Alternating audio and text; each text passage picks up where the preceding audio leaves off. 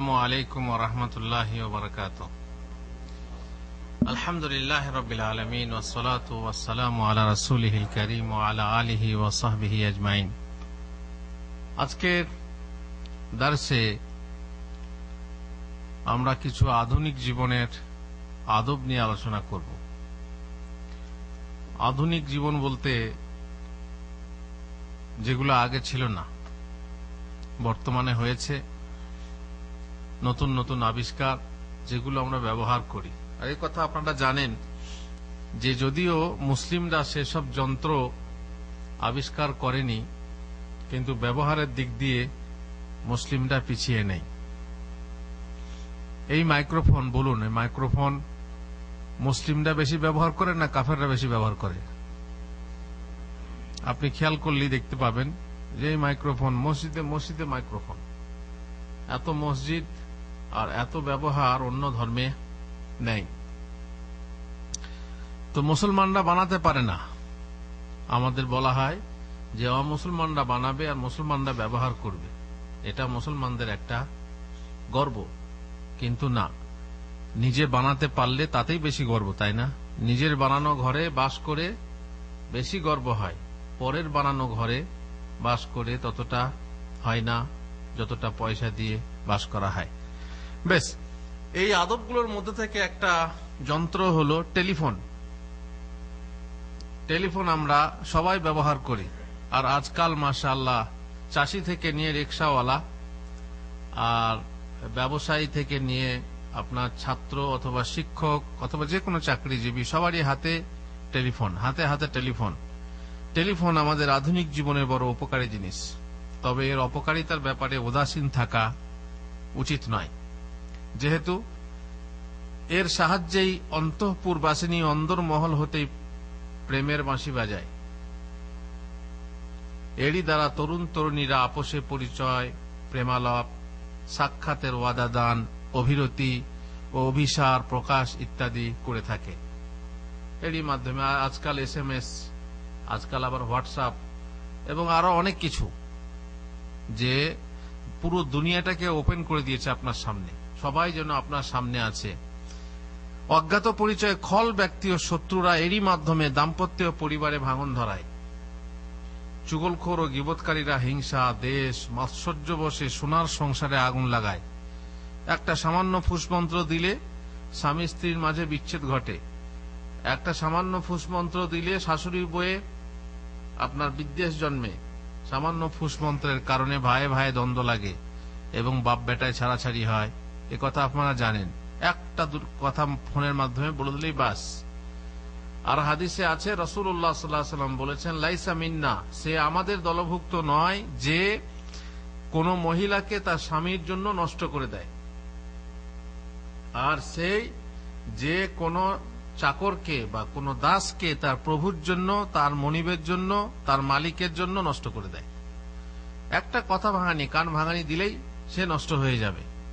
অনেক সময় অপ্রয়োজনীয় কথাবার্তায় অধিকাংশ মহিলাদের তরফ থেকে অপ্রয়োজনীয় কথাবার্তা, দূরবর্তী আত্মীয়দের সাথে আলাপে অনর্থক সময় অর্থ ব্যয় করা হয়। আপনি দেখবেন মহিলাদের ব্যাপারে, আপনার জরুরি কথা না, হ্যালো ফোন ধরে আছে, হ্যাঁ কি করছো, এই করছি, কি করলে, কি রাঁধলে আজকে, কি, হ্যাঁ এই সব আর কি, নানা রকম অপ্রয়োজনীয় কথাবার্তার মাধ্যমে শুধু বিল বাড়ে। প্রয়োজনীয় আত্মীয়তার বন্ধন বজায় রাখার জন্য সত্যি টেলিফোন, মানে আপনার আত্মীয়তার বন্ধন যাওয়া আসা হয় না, জিয়ারত হয় না, টেলিফোনের মাধ্যমে আপনি বজায় রাখতে পারেন। কিন্তু অপ্রয়োজনীয় খরচ, যেমন আপনি জিজ্ঞেস করলেন, কুশলাবাদ জিজ্ঞেস করলেন, কেমন ছেলেরা কেমন আছে ইত্যাদি ইত্যাদি, তারপরে আপনার আজকে জিজ্ঞেস করার কি দরকার যে আপনার কি রান্না হলো, আজকে কি রেঁধেছ, এই শ্রেণীর কথাবার্তা অনেক সময় লম্বা হয়ে যায়। তারপরে বিভিন্ন গীবত, চুগলি ইত্যাদি অপ্রয়োজনীয় কথাবার্তা হয় এই টেলিফোনের মাধ্যমে। অতএব আপনি সতর্ক হন এবং পরিবারকে ঈমানি তরবিয়ত দিয়ে এই যন্ত্রের কুফল ও মন্দ থেকে আপনি দূরে রাখুন। এই যন্ত্র খুবই খারাপ জিনিস, আর এই যন্ত্র কত বড় সর্বনাশ ঘটাচ্ছে যুবক যুবতীদের মাঝে নিশ্চয়ই আপনারা দেখছেন। আপনারা বিভিন্ন খবর বা সংবাদ মাধ্যমে নিশ্চয়ই দেখছেন যে আজকাল 7-8 উঠলেই বাস মোবাইল চাই। ছেলে চাই মেয়ে। সেদিনে খবরে দেখলাম এক মেয়ে আত্মহত্যা করেছে। কি দোষ কি ছিল? বাবার কাছে মোবাইল চেয়েছিল, তো বাবা মোবাইল দেয়নি। বুঝতে পেরেছে ব্যাপারটা কি, যুগটা কি। তুই মোবাইল নিয়ে কি করবি এখন? না তুই ব্যবসায়ী, আর না তুই, তোর প্রয়োজনটা কিসের? না আমার সব বন্ধুদের আছে, আমার নেই। ব্যাপারটা পরিষ্কার। বাবা মা বুঝতে পেরেছিল যে এর মাধ্যমে চরিত্র খারাপ হতে পারে, দেবে না। বাস জিদ করেছে, মেয়েও জিদ করেছে। তারপরে দরজা বন্ধ করে দিয়েছে, আর দরজা খুলে না। শেষকালে দরজা ভেঙে দেখছে তো গলায় ওড়নার ফাঁস দিয়ে ঝুলছে ফ্যানের, সিলিং ফ্যানে। তো এরকম মানে এমন জিনিস হয়ে গেছে এই মোবাইল, যে এই মোবাইল ব্যবহার না করতে পারলে কেউ আর থাকতেই পারবে না। আপনারা নিজেরাই দেখুন, আপনি যেখানে যাবেন এই সময় এখন পাস করার জন্য, আপনি আগে লোকেরা ট্রেনে সফর করত, সঙ্গে পত্র পত্রিকা নিত না। বহু মানুষ পত্র পত্রিকা বই সঙ্গে রেখে পড়তো। এখন আর পত্র পত্রিকা না, এখন কি? এখন হচ্ছে মোবাইল। আমি সেদিন স্কুলে গেলাম বাচ্চাকে আনতে, তো দেখছি স্কুলের মাস্টার, ও নিজে গ্যালাক্সি নিয়ে ব্যস্ত আছে, আর ছেলেরা আপোষে কি করছে? হুড়োহুড়ি মারামারি করছে। আপনি ঘরে যান, আপনি ঘরেও দেখবেন আপনার স্ত্রীর কাছে মোবাইল থাকলে সে আপনার সঙ্গে কথা বলছে না, সে আপনার নিজের মোবাইল নিয়ে ব্যস্ত।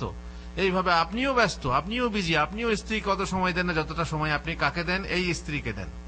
সুতরাং বুঝতেই পাচ্ছেন যে যন্ত্র কতটা খারাপ জিনিস। অবশ্য উপকারী ঠিকই। এই যন্ত্রের মাধ্যমে আপনার দিন সহজ হয়ে গেছে। আপনি সারা বিশ্বের বড় বড় আলেমদের কোনো তাদের সঙ্গে যোগাযোগ করা, তাদের কথা শোনা, তাদের বই পড়া সুযোগ ছিল। কিন্তু আজকে যদি আপনি চান, এইখানে এই যন্ত্রটা টিপে আপনি যে কোনো আলেমের, বড় আলেমের বই আপনি পড়তে পারবেন, আর বক্তৃতা আপনি শুনতে পারবেন। খুব সহজ হয়ে গেছে। তো এটা যত বড় উপকারী তত বড় অপকারী। সুতরাং সাবধান ব্যবহার করার জন্য। আপনার বাড়িতে অস্ত্র আছে, তা বলে তো মানুষ খুন করেন না। নিশ্চয়ই আপনি গরু জবাই করেন, মুরগি জবাই করেন। তো সেইভাবে কন্ট্রোলের সাথে। আগুন বিশাল জিনিস, কিন্তু আপনার বাড়িতে আগুন আছে। পানি বিশাল জিনিস, বন্যা এসে তুফান ধ্বংস করে দেখেন, সেই পানি আপনার বাড়িতেও আছে। তো সেইগুলো যদি নিয়ন্ত্রণের মাধ্যমে ব্যবহার করতে শেখেন, তাহলে নিশ্চয়ই আপনার ক্ষতি হবে না। এবারে আমভাবে টেলিফোনের কথা বলা হলো। মোবাইল বিশেষ করে দোয়ালাপের জন্য মোবাইল আমাদের জন্য আরো বেশি উপকারী যন্ত্র, কিন্তু তার অপকারিতাও টেলিফোনের চাইতে অনেক বেশি। আর ছেলে মেয়েদের হাতে পড়লে তাতে আপনার সতর্কতার কিছু নেই। আপনি কি তাদের পিছনে পিছনে ঘুরে বেড়াবেন?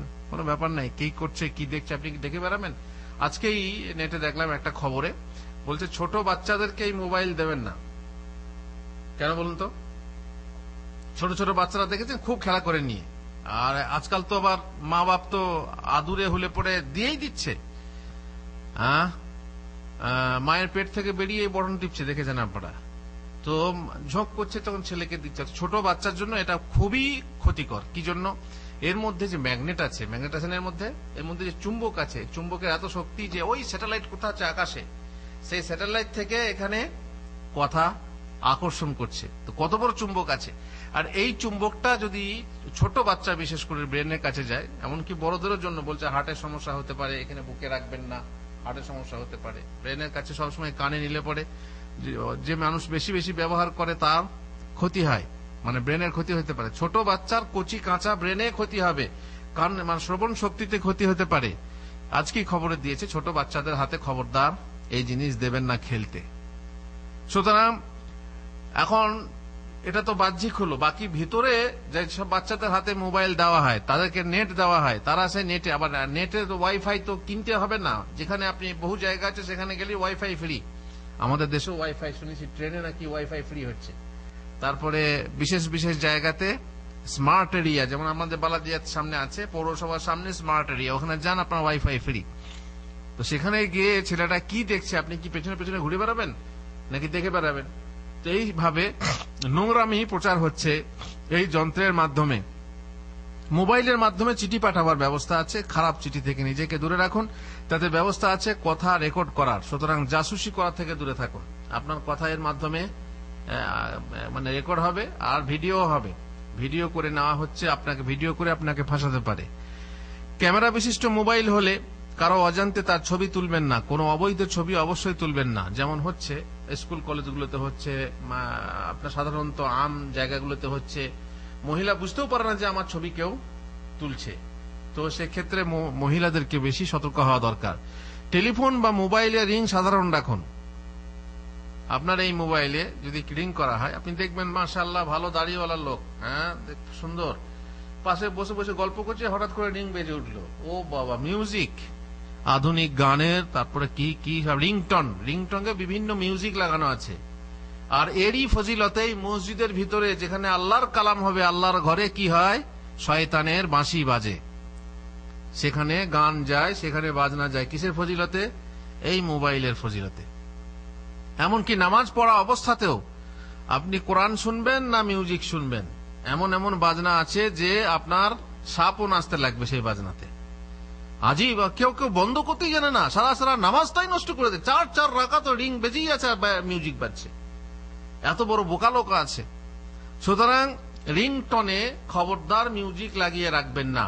চাহে আপনি মসজিদে আসুন, মসজিদে এলে তো আপনাকে কি করতে হবে, সাইলেন্ট করে রাখতে হবে, কিন্তু তবুও আপনি মিউজিক লাগিয়ে রাখবেন না। আর তেমনি, কারণ মিউজিক হচ্ছে হারাম, ইসলামে মিউজিক জায়েজ না, তেমনি আপনি কোরআন লাগিয়েও রাখবেন না, যে আপনি ধার্মিক লোক কোরআন লাগিয়ে রাখবেন, আজান লাগিয়ে রাখবেন, এটাও জায়েজ না। কেন জায়েজ না বাদশাহ? আপনি বাথরুমে আছেন, বাথরুমে আপনার কোরআন বেজে উঠলো, ঠিক আছে, এমন অবস্থায় আছেন যে সময় আপনি পায়খানা করছেন, এমন অবস্থায় আছে আপনি স্ত্রীর কাছে আছেন, সেই সময়ে আপনার রিং বেজে উঠলো, তো কোরআনের অপমান হবে না? হবে না। আল্লাহর জিকির যে সময় করতে হয় না, সেই সময় আপনার মোবাইলে রিং বেজে উঠবে। এই জন্য না কোরআন লাগানো, আজান লাগানো ভালো, আর না রিং লাগানো ভালো, কি বলে আপনার মিউজিক লাগানো ভালো। এই উভয় থেকে সাধারণ রিং, যেটা সাধারণ রিংটং লাগিয়ে রাখবেন, আপনার কোনো ক্ষতি হবে না। অনেকে রিংটং এর ব্যবসা করে, আপনি যান দোকানে, আপনাকে রিংটং দেবে, হ্যাঁ গান, এই ব্যবসা হারাম, এই ব্যবসা জায়েজ না। মিউজিক ভরে আপনি কোরআন ভরে দিচ্ছেন, ঠিক আছে মানলাম যে হ্যাঁ জায়েজ, কিন্তু তবুও বললাম এইভাবে নাপাক জায়গায় ব্যবহার হতে পারে।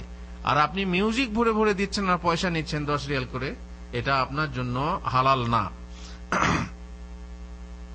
যেমন বললাম, মসজিদে এলে, দর্শে এলে আপনি মিউজিক, আপনার রিংটং বন্ধ করে নেন, কারণ দর্শের ডিস্টার্ব হবে, আর মসজিদে এলে মুসল্লিদের, নামাজিদের ডিস্টার্ব হবে।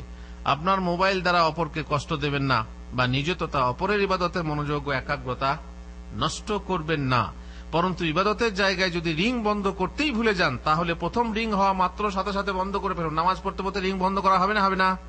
মনে করুন আপনার মোবাইলে রিং আছে, সাধারণ রিং, বা মিউজিক নেই, বাজনা নেই, তো আপনি ভাবলেন যে নামাজে আমি মশগুল থাকবো, রিং বাজতেই থাকুক, কোনটা ভালো? হ্যাঁ আইয়ুব, রিংটা বন্ধ করে দেবেন নাকি নামাজে মশগুল থাকবেন? নামাজে আপনি মশগুল থাকবেন কি করে? আপনাকে তো রিং বাজাচ্ছে, আপনার মশগুলিয়াত, আপনার মন তো কেড়েই নেবে সে। এই জন্য রিংটা তাড়াতাড়ি বন্ধ করতে হবে, যাতে নিজের নামাজ এবং অপরের পাশে মুসল্লির নামাজ, সারা মসজিদের মুসল্লিদের নামাজ নষ্ট না করে। প্রথম চান্সেই আপনি বন্ধ করে দেন। নামাজ অবস্থায় হলেও তা ছেড়ে রাখবেন না, কারণ তাতে আপনার সাথে প্রায় সকল নামাজির মনোযোগ নষ্ট হয়ে যাবে, মনোযোগ চুরি হয়ে যাবে। এই হলো মোবাইল সম্পর্কে একটা মানে কিছু মোটামুটি কিছু আদব। একটা গল্প বলি। বলা হলো মুসল্লিদেরকে যে আপনারা যারা আসছেন ভাই, আপনারা খবরদার মসজিদে ঢোকার সময়, মসজিদে দরজায় দরজায় লেখা থাকে, হ্যাঁ টার্ন অফ মোবাইল নাকি লেখা থাকে ইংরেজিতে, আরবিতে লেখা আছে আগলিকিল জওয়াল কিংবা আগলিক জওয়ালা, বাংলাতে লেখা থাকে অনুগ্রহপূর্বক আপনার মোবাইল বন্ধ রাখুন। তারপরে এইভাবে চিহ্ন দিয়ে আপনার মোবাইলের ওপরে এইভাবে চিহ্ন, তার মানে কি এখানে মোবাইল ব্যবহার করবেন না, কারণ এটা হচ্ছে নামাজের জায়গা। কোন কোন জায়গাতে আরবিতে লেখা থাকে সমস্ত মানুষের সাথে সমস্ত সম্পর্ক ছিন্ন করুন, দিয়ে আপনার সম্পর্ক মসজিদে এসে আল্লাহর সঙ্গে জুড়ুন। কত সুন্দর সুন্দর কথা লেখা থাকে। এখন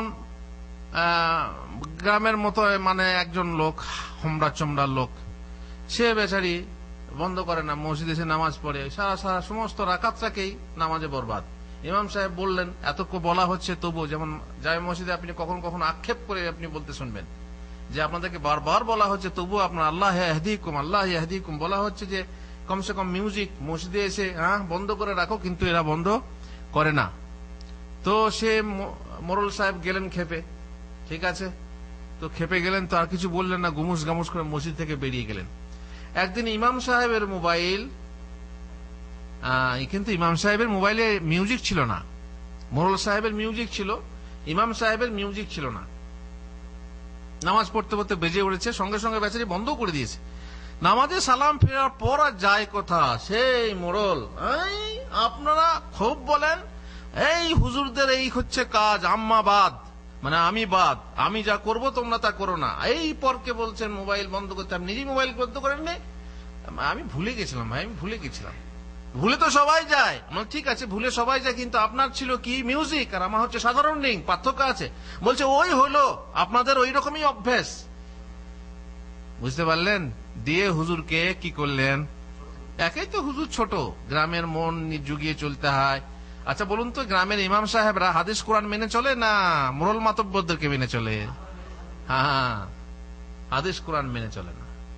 গ্রামের হুজুররা মাতব্বরদের কথা মতো চলে, না হয় ভাত বন্ধ হয়ে যাবে, না হয় পেট বন্ধ হয়ে যাবে। সুতরাং বেচারি ইমাম সাহেবকে দাবিয়ে দিল, কে পারল না, হুজুরতে পারা মুশকিল আছে। তো এইরকম ঘটনা ঘটে কিসের জন্য? এই জন্য দেখেন এই জিনিস মানুষের মাঝে বিচ্ছেদ সৃষ্টি করে, বিদ্বেষ সৃষ্টি করে। চলুন আর একটা যন্ত্রের কাছে যাই, রেডিও, টিভি, ভিডিও। এও এমন একটা যন্ত্র যে আজকাল এইসব যন্ত্র ছাড়া বাঁচা মুশকিল আছে। কারণ যদি দেশে বাস করতে চান, দেশের খবর রাখতে হবে এবং কমসে কম রেডিও খবর আপনি শুনবেন। আর যদি টিভি থাকে, টিভি যদি আপনি রাখেন, আপনি যদি বলেন এখন বিভিন্ন চ্যানেল উঠেছে, এখন 800, 1000, 1500 করে চ্যানেল আছে, রিমোটের মাধ্যমে আপনি বহু চ্যানেল দেখতে পারেন। আপনি চাইলে ভালো জিনিস দেখতে পারেন, এটা অস্বীকার করা যায় না, তাতে ভালো মন্দ সবই আছে। যেমন বর্তমানে লোকে পিস টিভি দেখে, অনেকে দেখছে, ভালো ভালো প্রোগ্রাম অনেকে দেখছে, অনেক চ্যানেল আছে ভালো ভালো, কিন্তু এতে এই চ্যানেলগুলোতে অধিকাংশ ভালো না, অধিকাংশ খারাপ, অধিকাংশ খারাপ। আর মানুষের মন, বেশিরভাগ মানুষ ভালো না খারাপ? বেশিরভাগ মানুষ খারাপ। আর মনের মধ্যে মন হচ্ছে 3 প্রকার। অধিকাংশ মন নাফসে লাওয়ামা না নাফসে মুতমাইন্না না নাফসে আম্মারা? হ্যাঁ বাদশাহ, কোন নাফসটা বেশি? 3 প্রকার নাফস, নাফসে মুতমাইন্না, নাফসে লাওয়ামা, নাফসে আম্মারা। কোন মানুষের কোন মনটা বেশি? ওমা উবাররিউ নাফসি ইন্নান নাফসা লাআম্মারাতুন বিসসু। মানুষের অধিকাংশ মন হচ্ছে নাফসে আম্মারা, খারাপ দিকে, সব সময় খারাপ দিকে। যতই ভালো লোক আপনি বলেন, খারাপ দিকে ঝুঁকবে। এখন আপনি মনে করুন চ্যানেলে আপনি, কিংবা নেট খুলেছেন, টিউব খুলেছেন, ইউটিউব খুঁজতে খুঁজতে আপনি যদি আমার বক্তৃতা বের করেন, তো নিচেই দেখবেন একটা উলঙ্গ মেয়ের ছবি আছে। মনটা চায় না যে ওইটা দেখি কি বটে। এটা মানুষের, কেউ দেখে কেউ দেখে না, কিন্তু মানুষের মন ঝুঁকে যায় ওই দিকে। যাই তেমনি চ্যানেল টিপতে এখন 1000-1200 চ্যানেল টিপতে কোন চ্যানেল আপনি কোরআন শুনবেন না পাশের চ্যানেল শুনবেন? বলি খবর দেখে, হুজুর খবর দেখি। এক বাড়িতে গেলাম, দাওয়াত ছিল, তো বললাম ভাই টিভিটা বন্ধ করুন। না খবর হচ্ছে তো। আমরা খবরের সাথে সাথে যে জবরও হচ্ছে। একটা চায়ের অ্যাডভার্টাইজ দিচ্ছিল আপনাদের দেশের, সে বিশ্রী মানে ড্যান্স দিয়ে। তো আমি বললাম, তো খবর শুনছেন, খবরের মাঝে মাঝে যে অ্যাডভার্টাইজ আসে, আর এটাই ওদের লাভ। এই অ্যাডভার্টাইজ গুলোতে যে নোংরা জিনিসগুলো আসছে, কমসে কম ছেলে মেয়েদের সামনে, আর বুঝতেই পারছেন, একসঙ্গে বসে দেখা হয়, একসঙ্গে বসে বাড়ির পরিবারের সমস্ত সদস্য একসঙ্গে বসে টিভি দেখে। আমাদের দেশের এক বক্তা ছিল, তো সে বেচারি মারা গেছে। তো সে এই টিভি সম্পর্কে বলতে বলতে একটা গল্প বলছে। সেই সময়ে তার, ওই সময় যে সময় জলসা করছিল, সেই সময় একটা বই নেমেছিল, কি যেন বেদের মেয়ে জ্যোৎস্না নাকি। তো এই বইটা খুব চলছিল চারিদিকে, সব এই মুখে মুখে গান, শুধু বেদের মেয়ে জ্যোৎস্না আমায় পাগল করেছে। তো এই বই এই চলছে টিভি। তো বলছে যে একটা পরিবারের ব্যাপারটা দেখুন, সন্ধ্যাবেলায় ফিল্মটা হচ্ছে, তো সেখানে বাপ আছে, মা আছে, ভাই আছে, ভাবি আছে, সবাই আছে, ছেলে আছে, মেয়ে আছে, এবারে বুড়ো আছে, সেও পাশ থেকে দূরে থেকে দেখছে। বলছে সকালবেলা যখন ঘুমিয়ে গেল, ঘুমিয়ে এসে সবাই বেদের মেয়ের স্বপ্ন দেখছে, উঠেই সেই গান বাজছে। যুবক যে, সেও বলছে বেদের মেয়ে জ্যোৎস্না আমায় কথা দিয়েছে, কি তারপরে কি ফাঁকি দিয়েছে, কি বলছে, সেও হু হু হু করে গান বলছে আর উঠছে। তারপরে বাপও সেই গান বলছে। বুড়ো বেচারি, বুড়োর স্ত্রীও নেয়, বুড়িয়ে গেছে, 80-90 বছর বয়স, সেও সকালবেলায় উঠে বলছে বেদের মেয়ে জ্যোৎস্না আমায় কথা দিয়েছে, হু হু হু হু হু। মানে এত লোককে হাসাতো। তো মনে পড়ছে যে সত্যি মানে প্রত্যেকেই বেদের মেয়েকে পছন্দ, এখন হিরোইন সে। তো এইভাবে পরিবারের একসাথে বেহায়ামিপনা, একসাথে বসে বউ ছেলে মেয়ে সব একসাথে দেখা হয়। অনেক ক্ষেত্রে বৌমা হয়তো মুখটা নামিয়ে নেয়, কি শাশুড়ি মুখটা ঘুরিয়ে নেয়, এমন হতে পারে, কিন্তু দেখে অনুভূতি সবারই এক, অনুভূতি সবারই এক। আর এতে আপনার কত ক্ষতি হয়। রেডিও শুনুন, কিন্তু গান বাজনা শোনা থেকে অবশ্যই দূরে থাকুন। টিভি দেখুন, কিন্তু গান বাজনা শুনবেন না, অবৈধ কিছু দেখবেন না। আর টিভির যে কত ক্ষতি সে তো একদিন বলতে হবে। টিভির বিভিন্ন ক্ষতি আছে, তার মধ্যে আপনারা নিশ্চয়ই উপভোগ করবেন বা কি বলে আপনারা উপলব্ধি করবেন যে টিভির মাঝে আপনি ঘরের ভিতরে টিভি লাগিয়ে মহিলাদের সাথে মহিলাদেরকে পরপুরুষ দেখানো হয় এবং নগ্ন অনেক কিছু দেখা হয়।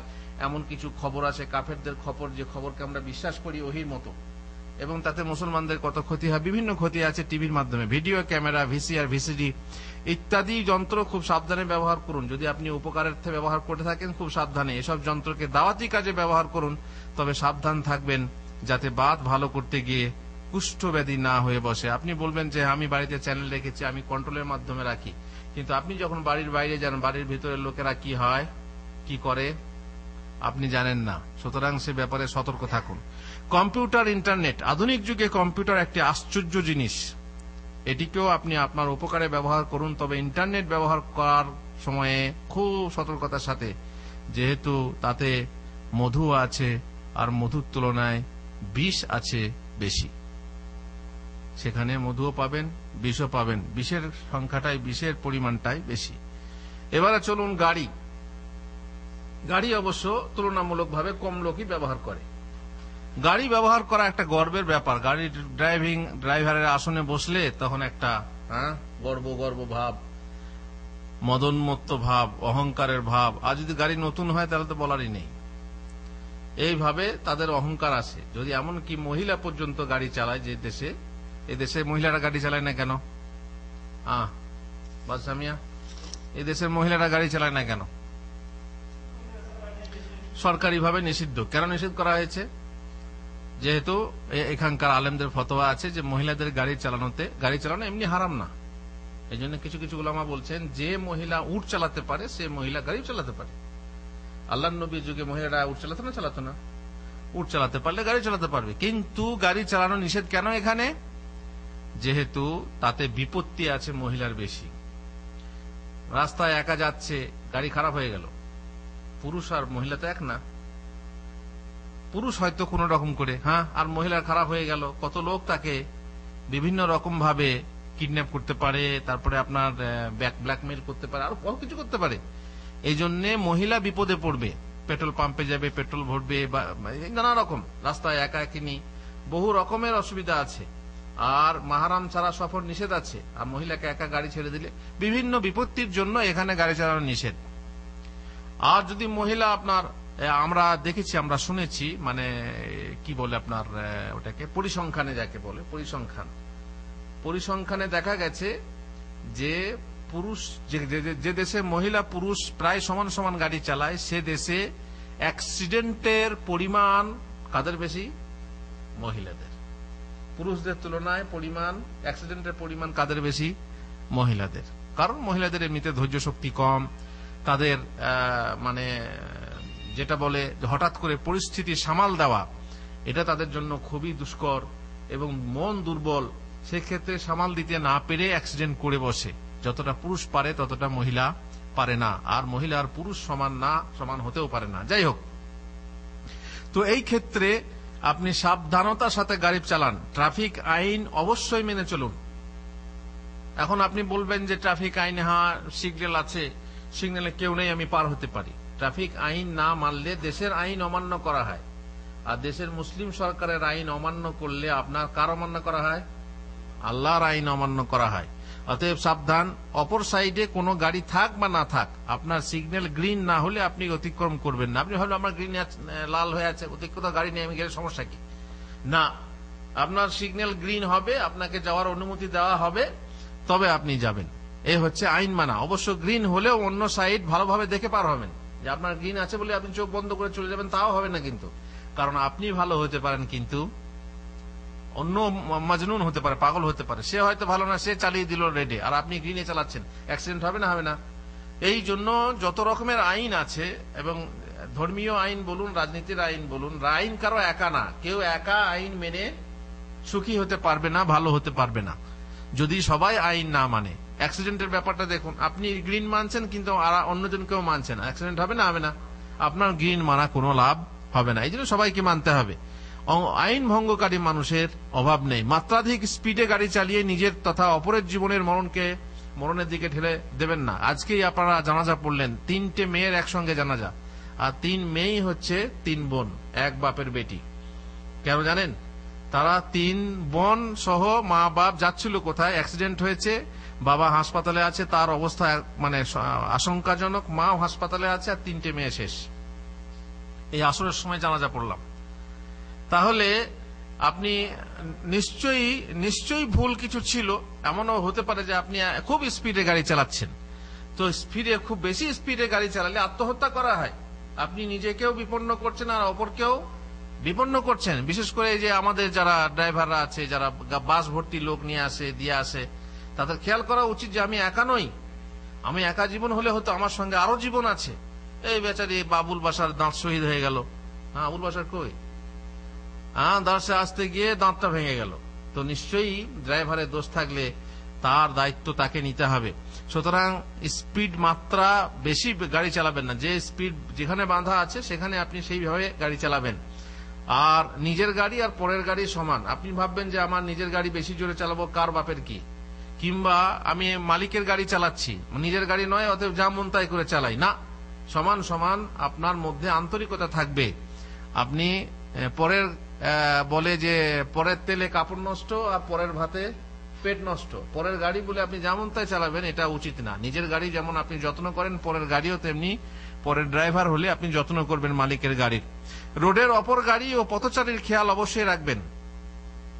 পথের অধিকার আছে, যে পথচারী পায়ে হেঁটে যাচ্ছে তার অধিকার আছে, রিক্সা নিয়ে যাচ্ছে তার অধিকার আছে, অন্য গাড়ি আসছে সামনে থেকে তার অধিকার আছে। সকলের অধিকার আপনি আদায় করবেন, উচিতভাবে সাইড দেবেন। এ নয় যে আমি সাইড দেবো না। এমন অনেকে আছে গোয়ার্তুমি করে সাইডই দেয় না। আপনি পেছন থেকে তাড়াহুড়ো আছে, আপনি যাবেন আগে, আপনাকে সাইড দেবে না, তখন নানা রকম। আবার আমার দেশে তো দেখেছি রাত্রেবেলা হেডলাইটটা জ্বালিয়ে রাখে, হেডলাইটটা নামায়ও না, ইশারা দেওয়া সত্ত্বেও হেডলাইট নামায় না। মানে এগুলো হচ্ছে কি বলে, এগুলোকে গোয়ার্তুমি। আর তো অন্য দেশে তো বুঝতেই পারছেন, মদ টদ খেয়ে গাড়ি চালায়, কত রকমের অসুবিধা আছে। কিন্তু আপনার উচিত আপনার চরিত্রকে ঠিক রাখা। এই জন্য এখানে দেখবেন কোথাও কোথাও মরুর অফিস থেকে, মানে ট্রাফিক পুলিশ থেকে এলান থাকে, যাতে লেখা থাকে কি যে আসিয়াকাতু যাওকুন, তার মানে গাড়ি চালানো একটা মানে স্বাদের জিনিস, একটা অভ্যাসের জিনিস। আবার কোথাও কোথাও লেখা থাকে আসিয়াকাতু আখলাকুন, তার মানে গাড়ি চালানো হচ্ছে চরিত্রের জিনিস। যদি আপনার মধ্যে সচ্চরিত্রতা না থাকে, তো আপনি গাড়ি চালালে লোকে ভাববে যে আপনি হচ্ছেন বেয়াদব। গাড়ি চালানোতেই বোঝা যাবে যে আপনার আদব আছে। যেমন সামনে থেকে কাউকে লোক যাচ্ছে, থেমে গেলেন, পার হতে দিলেন, কিংবা কোনো গাড়ি সাইড চাচ্ছে, আপনি চট করে সাইড দিলেন। মানে সবসময় নিজেকে নরম হয়ে, যদি বিনয়ী হয়ে চলতে পারেন, তাহলে আপনি বা আদব লোক, ভালো লোক। আর যদি আপনি সবসময় আপনার অহংকার থাকে, না আমি বড়, আমি আগে যাব, তারপরে কম্পিটিশন, অনেকে যে কম্পিটিশন করে দেখেছেন, বাসে বাসে কম্পিটিশন করে অ্যাক্সিডেন্ট হয়, গাড়িতে আপনি আগে যাচ্ছেন, ও চাচ্ছে আমি সাইড নেব, আমি বেরিয়ে যাব, এইভাবে মাঝে মাঝে অ্যাক্সিডেন্ট ঘটে। খবরদার, রাস্তায় চলার সময়ে আপনি কম্পিটিশন করবেন না। আপনার যদি কেউ আগে যেতে চায় তাকে ছেড়ে দেন, চলে যাক। আপনাকে টেক্কা দিল, আপনিও চালালেন, ও লাইট মারছে, আপনিও লাইট মারছেন, ও আগে যাচ্ছে, আবার আপনি আগে দিয়ে তার আগে হচ্ছেন। এইভাবে কম্পিটিশন করবেন না। এতে এই প্রতিযোগিতার মনোভাব নিয়ে যদি গাড়ি চালান, তাহলে পরে দুর্ঘটনা খুব সহজেই ঘটবে। আপনার গাড়ির হর্নে ঘুমন্ত, রোগগ্রস্ত বা ইবাদতরত কোনো ব্যক্তির ডিস্টার্ব করবেন না। যেমন এখানে দেখবেন লেখা, মসজিদের সামনে হর্নে কি থাকে, যে হর্ন দেওয়া নিষেধ, হাসপাতালের সামনে লেখা থাকে। এগুলো কি? এগুলো নিজেকেই খেয়াল করতে হবে যে এখানে ঘুমন্ত ব্যক্তি আছে, রোগী আছে, এখানে নামাজরত লোক, মুসল্লিরা আছে, অতএব এখানে হর্ন দেওয়া হবে না। রাতে সামনে গাড়ি থাকলে হেডলাইট জ্বালিয়ে রাখবেন না, হেডলাইট সবসময় নিচু করে রাখবেন, যাতে করে অপরের চোখে না লাগে। আর এগুলো তো লানত খাওয়ার, গালি খেতে হয়। দেখবেন হেডলাইট আপনি বন্ধ করলেন, সামনে থেকে বন্ধ, তখন আপনি নিজে গালি দেন, তেমনি আপনি যদি হেডলাইট জ্বালিয়ে রাখেন তো অপরপক্ষ আপনাকে গালি দেবে। গাড়ি চালানো একটি নেহাতি টেনশনের কাজ। গাড়ি চালানো মানে টেনশনের কাজ। সুতরাং অপরের ভুলের সাথে আপনার প্রচুর ধৈর্যের দরকার। যদি কেউ ভুল করে তো আপনি ভুল করবেন না।